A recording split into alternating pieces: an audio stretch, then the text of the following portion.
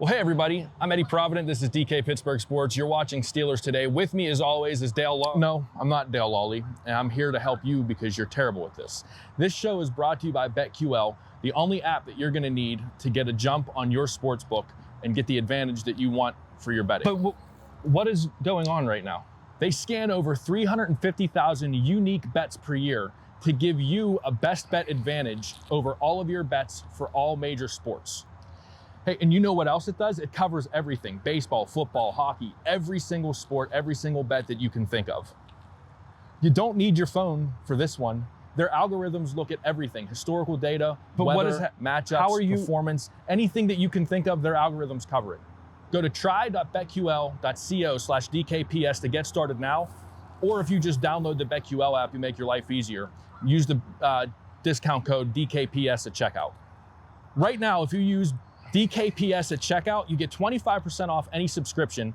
And if you use the BetMGM offer, you get $200 towards any wager, whether it wins or loses. BetQL's algorithm went 13-2 on 5-star bets in week 1 of the NFL season between Thursday and Sunday. So make sure that you take advantage of BetQL now. All the information is in the description below. Check out the link try.betql.co/DKPS.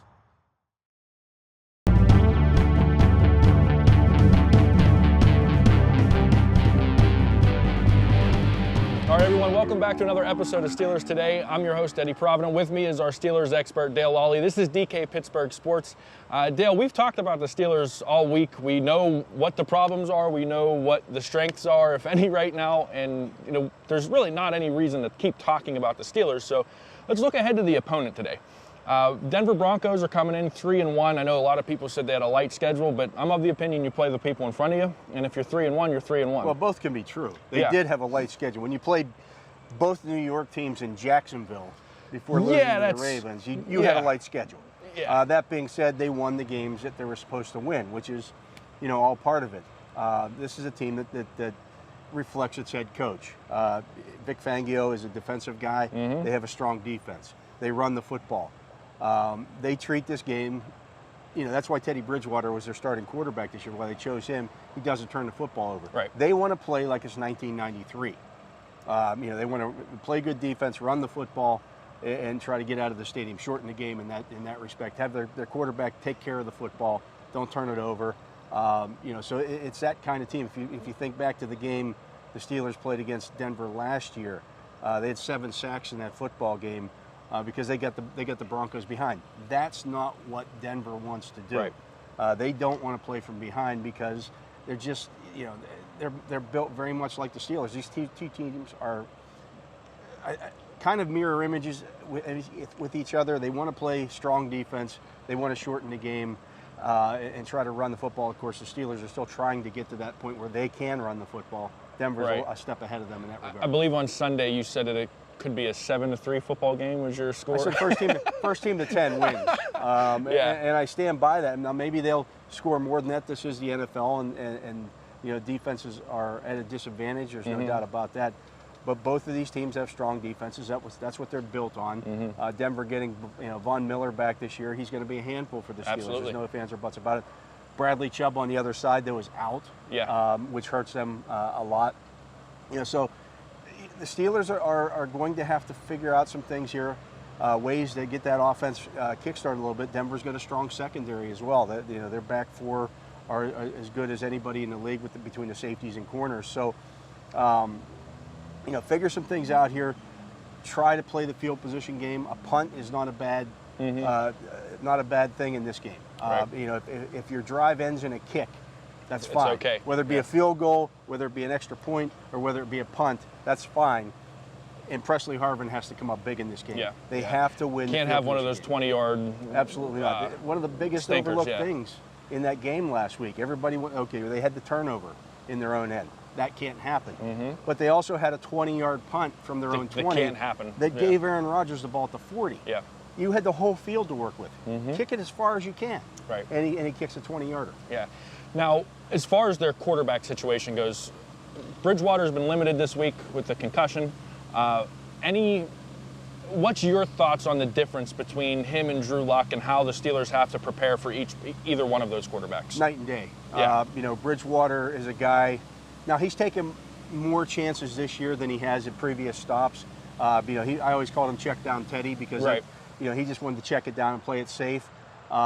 If that's the way he plays this, if he does play, that plays into the Steelers' hands. If he's taking shots down the field and they can block it up, that's not what the Steelers want here. Locke, on the other hand, is more of a gambler. That's why he didn't win the starting job coming out of training camp, because again, they don't want to play that way. They want to play defense and let their running game dictate the pace of the game. They don't want turnovers, and Locke has been a guy who is turnover prone. Mm-hmm. So, I mean, for me, I think this is the perfect game for the Steelers if they're going to get back, maybe try to get some things moving again, because as you said, it's not a great offense. I don't know about perfect. I mean, Detroit is perfect. Yeah, maybe New York, one of the New York teams. Yeah, one of those teams. But, I mean, it's a good matchup. Compared to what they've been seeing, this is much, much better than this will be the worst quarterback that they faced this year. Okay. As I said. Either one. Yeah. I mean, it doesn't matter which one it is. But, if you think about who they faced this year, Derek Carr has been on fire. He's been great. Played well. Yeah. What they faced 2 former #1 draft picks and Aaron Rodgers. Mm-hmm.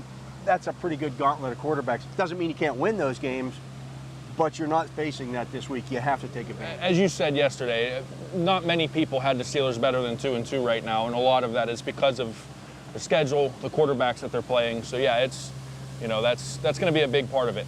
The last thing I got for you, the running back situation with them. They've got 2 pretty good running backs. What do you see as the keys to stopping that run game? You got to get those guys before they get rolling. I loved Javonte Williams coming out of the draft. I was on him early. I thought I knew, even when people were talking about him being a 3rd or 4th round draft pick, I'm like, there's no way. This guy is too good. He's going to go top of the 2nd round at worst, maybe even be a 1st round draft pick. Some of my mock drafts, I had the Steelers taking him. They loved him as well. They liked Najee Harris better, obviously, but he is tough. He doesn't give you a big target to hit. And so he bounces off of tacklers, things of that nature. You know what you're getting in Melvin Gordon as well, though he's on the injury list as well. A former 1,000-yard rusher, a guy who can get it done. And they'll run both of those guys. They play almost a 50-50 split with those 2 guys. So their legs are always fresh. They're going to be a handful for the Steelers, but they have to stop that to get the Broncos into those 3rd and long situations where they can unleash their pass rush a little bit. That's it. Well, that's it for us today. Don't forget to check out try.betql.co/DKPS. All of their information, BetQL's information, is in the description. For Dale Lolley and DK Pittsburgh Sports, I'm Eddie Provident. Thanks for watching. We'll see you later.